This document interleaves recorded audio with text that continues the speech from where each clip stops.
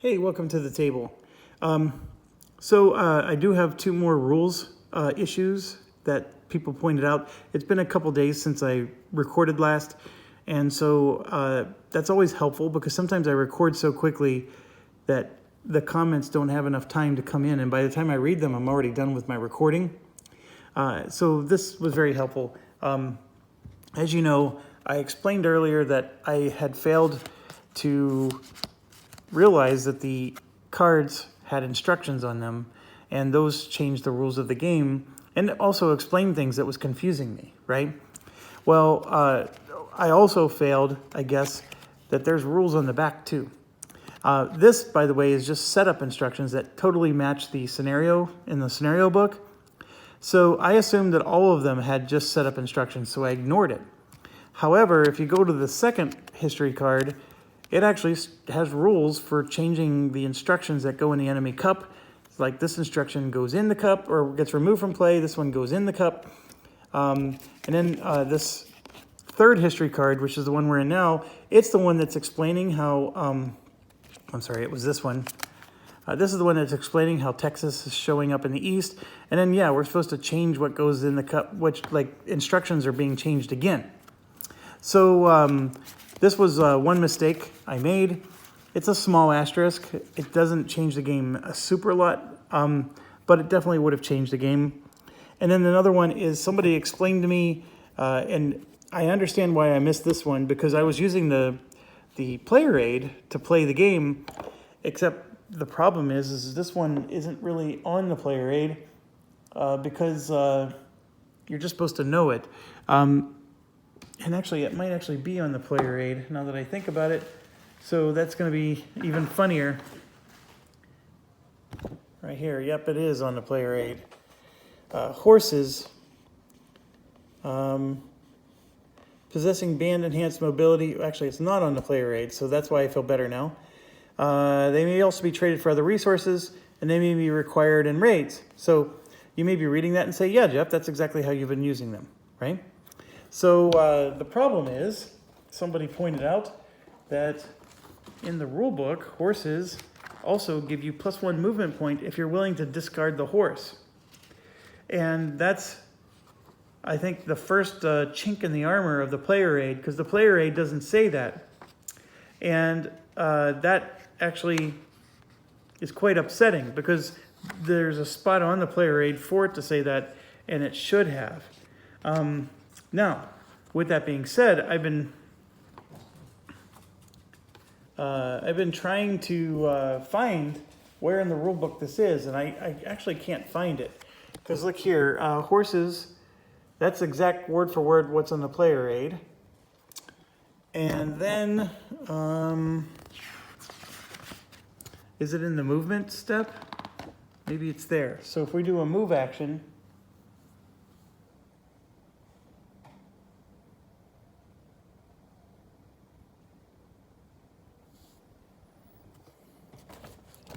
yeah, I actually think that maybe the person who gave me this feedback might be wrong.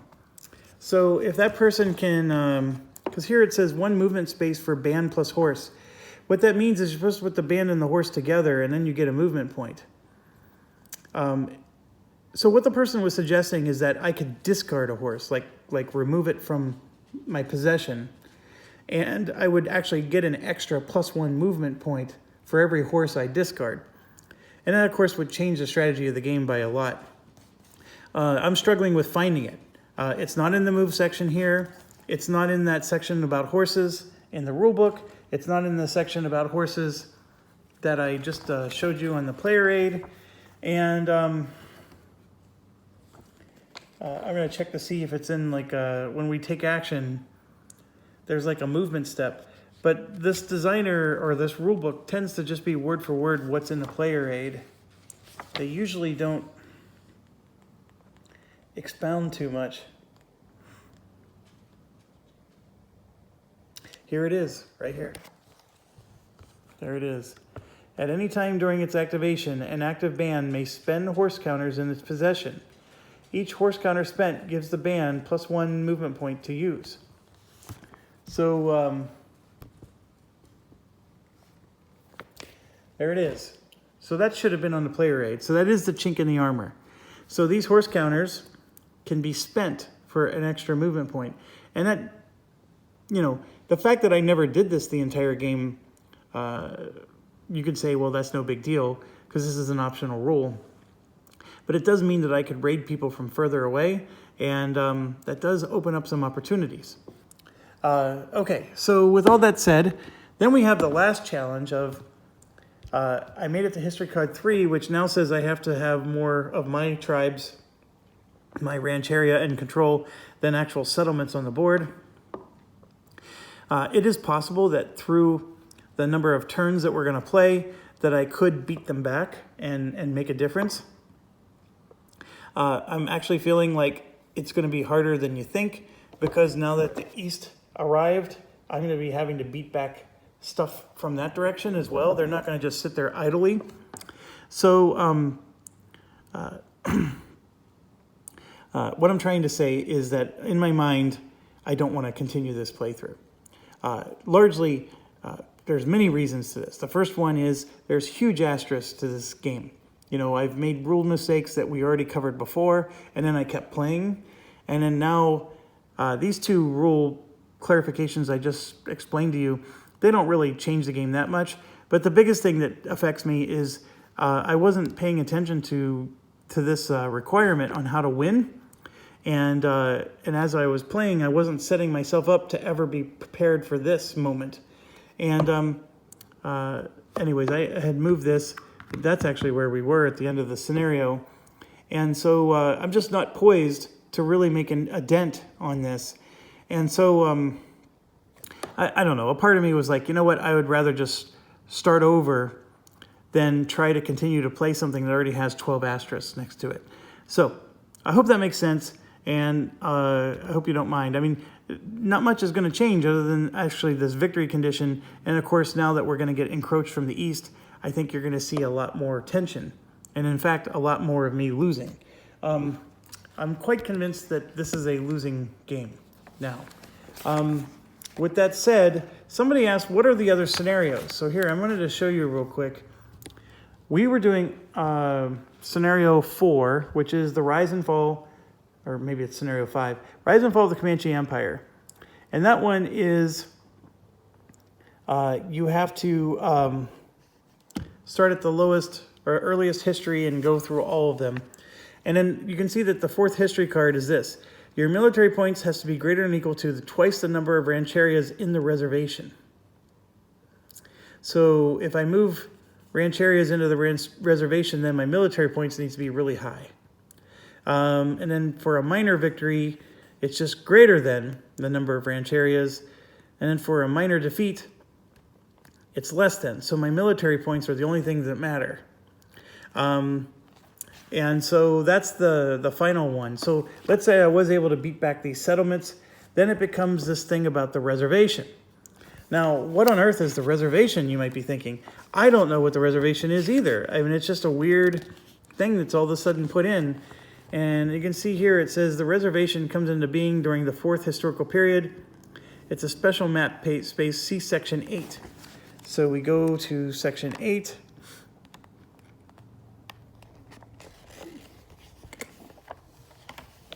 These rules apply to the 4th period. While the Medicine Lodge Treaty is in play, at the end of each operation cleanup phase, if the player has military points less than the number of in-play rancherias outside the reservation, one rancheria is removed to the reservation. So your military points have to always stay high. And if at any point you allow it to drop, and we're talking 4th era here, then you get forced into the reservation.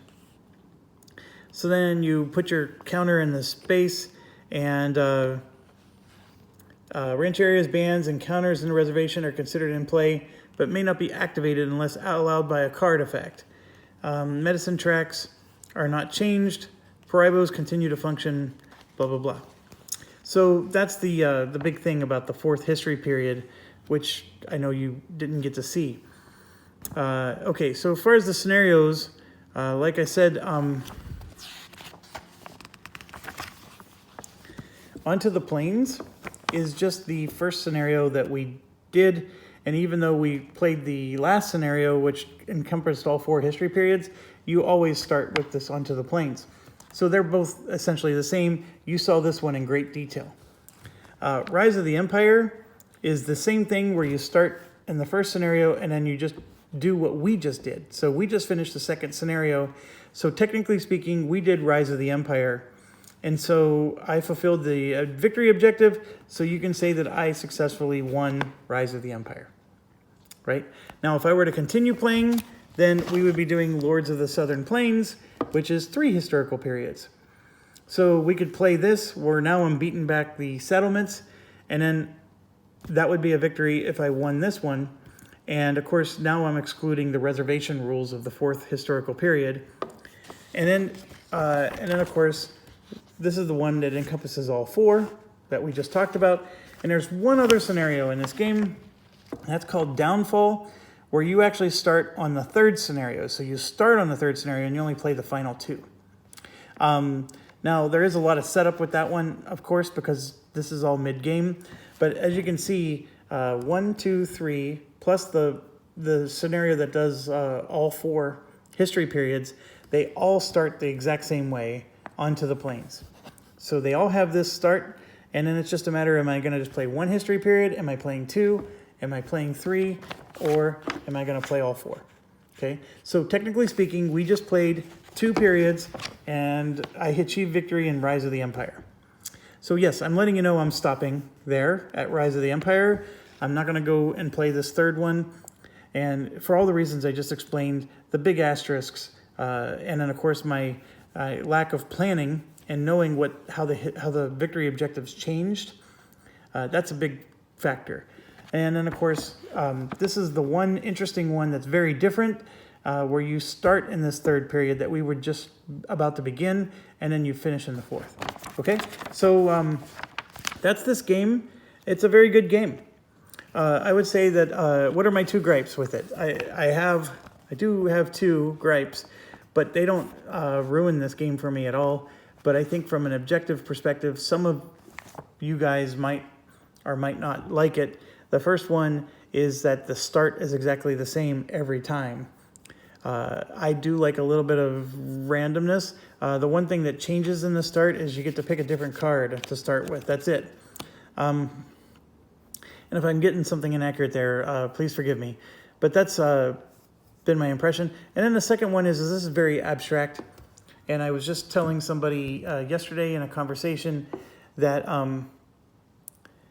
you could replace this with space aliens on a planet, and it would be just as effective of a solitaire game.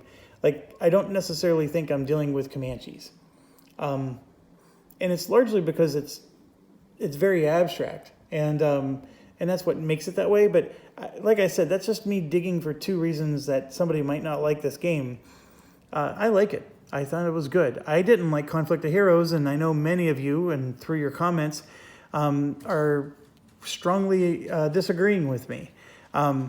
We all have our tastes and what we like and don't like, and this one, to me, is one that I like. Abstractness and all, I think that the designer did a really good job. That Joel Topper guy, I've never played any of his games before, I don't think, and this one has a lot going on. Even if the start is exactly the same, you roll a few dice, make a few decisions, and then all of a sudden it is going in a different direction. It doesn't always play, you're not always going to end up in the same place. The way these instructions get flipped over and then move up and down, you're going to always have the enemy doing completely different things from one game to the next. So it doesn't matter that you started the exact same way every time. But I'm just pointing that out as a thing. Okay. All right. So what's next for me? One option is to start over again and try to do a longer campaign. I'm satisfied with the fact that I did the second scenario where we did 2 history cards. I think you've seen all there is to see with this game, other than maybe the reservation rules, and I just quickly reviewed those with you. It's a very enjoyable game, and I hope you enjoyed the playthrough. Now, there's another reason why I'm leaning towards quitting, and that's because I had a stork come to my house today, and I ended up getting Ancient Civilizations of the Inner Sea, also by GMT. So I'm thinking of getting this to the table. Haven't even looked at the rules yet, so I can't promise you how soon that will happen. And then another game also arrived the exact same day, which is actually problematic. I really wish they would be separated more, because when they come on the same day, I get this like moral conflict. Okay, which one should... I feel like I'm cheating on one of them if I'm reading the other rulebook first. And that one is Combat, Volume 1. Now, this is done by Compass Games, who... I'm hit and miss with this company. They sometimes have very poor production quality, and sometimes they're fantastic. So hopefully this one's good. The one thing about this is I did do some research on this one. I did not research the Ancient Civilization one very much. I like Civ games. I like GMT quality, so I sort of just bought that on a whim. I'm aware it's made by the same guy who did Hitler's Reich, and I just threw that one in the trash. I'm aware of that. Hitler's Reich, I think, actually is a fun game with a marred rule set. If they could fix the rule book, I think the game might be quite good. So I'm not throwing out the baby with the bathwater. And who am I to judge? I just spent all this time explaining to you how many rules I'm getting wrong. I mean, I do get snippy sometimes when I'm realizing a rule was wrong, but I'm telling you, I make mistakes too, and so thank you for forgiving me, and of course I forgive him. But the Ancient Civilization game appears to be quite a light game. I am concerned I'm not going to like it because it's too light. Like it's going to be too beer and pretzel kind of game, but we're going to find out, right? So we'll give it a try. This one I don't think is going to be a beer and pretzel game. This one I am hoping, so I'll tell you what my expectations are with this. I am hoping that this will be what Conflict of Heroes was not, because it seems to me that it's striking the same genre as Conflict of Heroes. It's going to be a tactical level warfare game, squad level, and what I'm looking for in a squad level game is coordination and cooperation. And remember, when I gave my brief review of Conflict of Heroes, I felt like that neither of those existed in that game. I felt that that was a game of individual units doing individual things. And yes, you could do this thing called group attack, but I thought it was weak and silly because they just gave each other a +1 if they were next to each other. I'm really looking for something where you can take up tactical positions and use that to benefit and allow other ones to go around and flank, and that's what I'm looking for. I'm hoping that this game will give me what Conflict of Heroes could not. And I'm told it has an AI in it, and so we're going to find out if the AI is as good as Conflict of Heroes, which, you know, because Conflict of Heroes was an extremely simple rule set, the AI, of course, was very effective. I'm hoping that this one will at least be competitive with that, and then, of course, I'm hoping that the gameplay itself will be more interesting. So that's a lot of expectations I just placed on a game I've never even opened or played, but that's where I'm at. Now, we're already off to a weird start because I got this errata that came with it. It was actually outside of the game, so this is how it arrived in a package. This was sealed, and then I had this, and then I have 2 sheets of tokens, which I'm going to assume are tokens that were modified because of errata. So I'm going to have to throw away tokens that are in the game. I don't know. I didn't bother reading this yet. However, I do want to give them props because they included me in the game, and I